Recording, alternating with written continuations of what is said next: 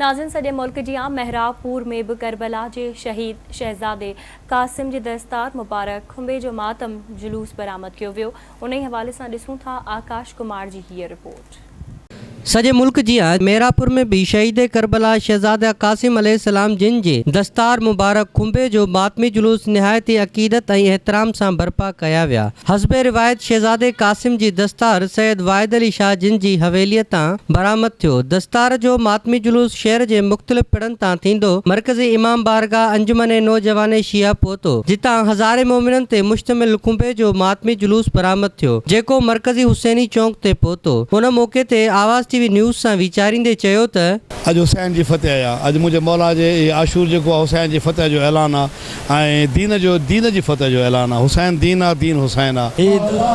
दस्तार शहजादे कासिम जी तमाम पुरानी निकरंदड़ आहे।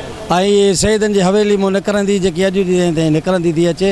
इहा मीर साहबन के मोहल्ले को थी पूरे रूट में ईंदी आहे। असो दस्तार जो जुलूस सदाई जो आहे बेहतरीन नमूने से सुहिणे नमूने से आज़ादारी नुआखानी भी थी, खून जो मातम भी थींदो आहे। साल जी हिन साल भी असगरिया इल्म अमल तहरीक के ताउन से हैदर करार इमाम बारगाह में मेहरापुर में एक रोज़ा रत जती कैंप हली रही है। ही रत जती कैंप उन थैलीसीमिया मासूम बचड़न के लिए लगाई वी है जो पांचो रत न ठंडो है। इन वक्त थैलीसीमिया केयर सेंटर नवाबशाह में 2400 ॿार रजिस्टर्ड हैं। उन्होंने हिर रोज़ ॿार 100 सवा ॿार अचन था जो फ्री में रत दवाऊं लेबर टेस्ट हर कुछ उनके फ्री ऑफ कास्ट फराम कई थी वने।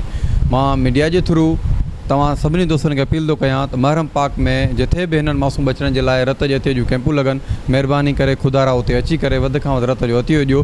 अस्करिया इल्म अमल तहरीक यूनिट मेहरापुर के तरफा इमाम ज़ैनुलाब्दीन इंस्टीट्यूट ऑफ तालीमात कुरान अलबैत मेहरापुर के तरफा हैदर करार इमाम बारगाह में ब्लड कैंप जो जारी व सारी है। अल्हम्दुलिल्लाह असांजो उम्मीद है तो तकरीबन 50 खां वधीक जो थैलियूं ब्लड जो असां कट्ठे कयूं डोनेट करे मासूम ॿारनि में जेके थैलिस्मिया